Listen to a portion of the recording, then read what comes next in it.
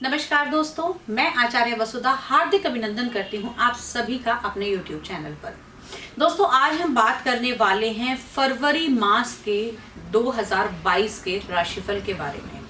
कैसा रहेगा वृषभ राशि वाले जातकों के लिए फरवरी का महीना, जानेंगे आज के इस वीडियो में। लेकिन सबसे पहले नोटिस करने वाली बात यह है कि फरवरी की 2 तारीख आपके लिए बहुत लकी रहने वाली है, क्योंकि इसमें इस बार 4 बार 2 है, यानी कि 2 2 2 2 2 5 बार 2।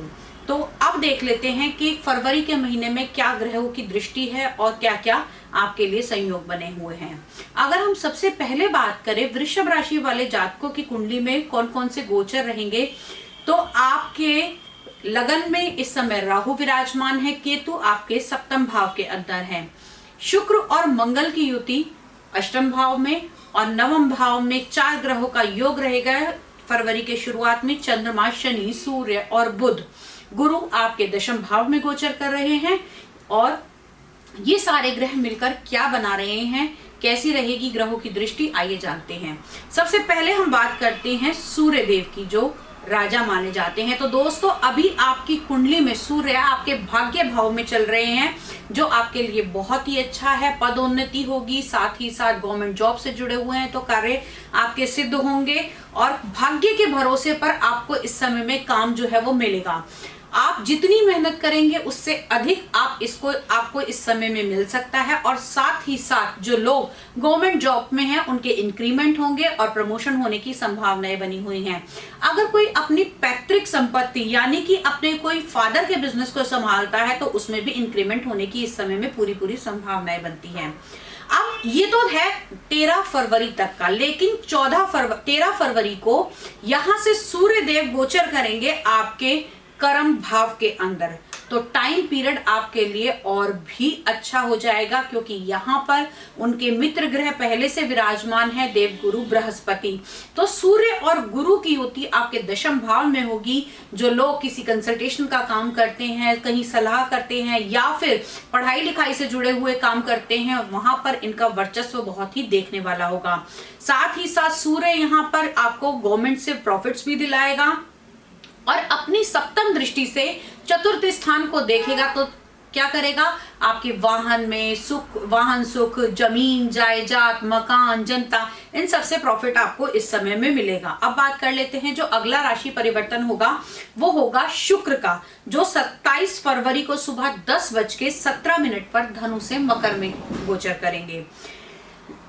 जब गोचर करेंगे 27 तारीख, उससे पहले का टाइम भी आपके लिए फेवरेबल रहेगा, क्योंकि यहाँ पर आप कहेंगे कि शुक्र जो है वो आपके लगन के स्वामी अष्टम में है, थोड़े बहुत हेल्थ इश्यू देगा, लेकिन कहीं ना कहीं ये विपरीत राजयोग भी बनाएगा। छठे का स्वामी 8वें के अंदर बैठकर आपको नई नई संपत्तियां देगा। और साथ ही साथ आपको, अगर हम कहते हैं छठे का मालिक यानी कि 6th हाउस आपका रोग, ऋण और शत्रु का भाव माना जाता है, उसका स्वामी आपके अष्टम भाव में 27 फरवरी से पहले तक रहेगा। तो यानी कि अगर कोई कोर्ट केस चल रहा है तो उसके अंदर विपरीत राजयोग के कारण आपको सक्सेस मिलेगी, लोन्स हैं वो जल्दी चुक जाएंगे। साथ ही साथ अगर आपके कोई शत्रु हैं तो उनका भी इस समय में दमन हो जाएगा।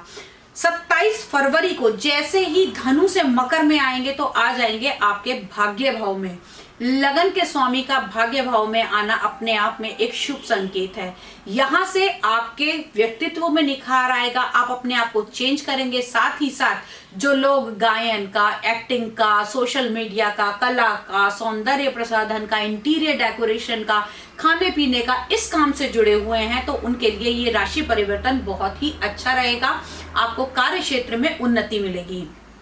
अब बात कर लेते हैं हम अगले जो ग्रह परिवर्तन की है, वो मंगल राशि परिवर्तन करेंगे 26 फरवरी 3:50 पर धनु से मकर में आएंगे। यानी कि यहाँ अब जो आपके मंगल देव जो हैं, जो आपके अष्टम भाव में चल रहे थे, सीधा ही नवम भाव में उच्च के हो जाएंगे, जिससे कि आपके, अगर आप कोई ऐसा काम करते हैं जिसमें खाने पीने का काम है, सेना से जुड़े हुए हैं, कहीं ना कहीं आप अगर उससे जुड़े हुए हैं, किसी फौज से जुड़े हुए हैं, मतलब डेयरिंग काम जितने भी होंगे इलेक्ट्रिसिटी का कोई काम है, जितने भी काम होंगे उसमें इस समय में बढ़ोतरी होगी। और साथ ही साथ आपको जमीन का सुख इस समय में मिलेगा।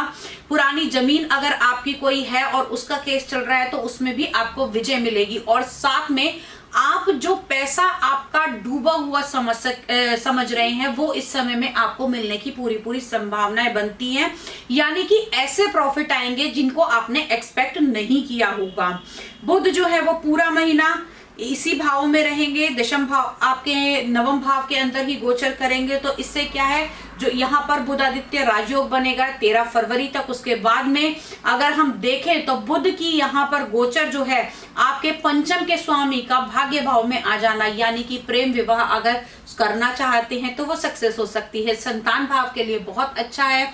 साथ ही साथ यदि हमने जो मंगल का गोचर बताया था उसको देखकर भी ये कहा जा सकता है कि अगर आप अपने सेकंड बच्चे के लिए प्लान कर रहे हैं तो ये टाइम पीरियड आपके लिए अच्छा रहेगा, सक्सेसफुल रहेगा। अब बात कर लेते हैं कि ओवरऑल जो चंद्रमा की स्थिति रहेगी, वो चंद्रमा आपको पता ही है, हम हर बार बात करते हैं कि 2.25 दिन में राशि परिवर्तन कर लेता है। तो चंद्रमा की निरंतर चाल छोटे छोटे समय में आपको नई नई चीजें देती रहेगी। जैसे ही चंद्रमा उच्च के होंगे, आएंगे राहु के साथ में। यहाँ पर चंद्रमा तो उच्च के होंगे लेकिन राहु के साथ में होने से थोड़ी मनोस्थिति आपकी खराब हो सकती है।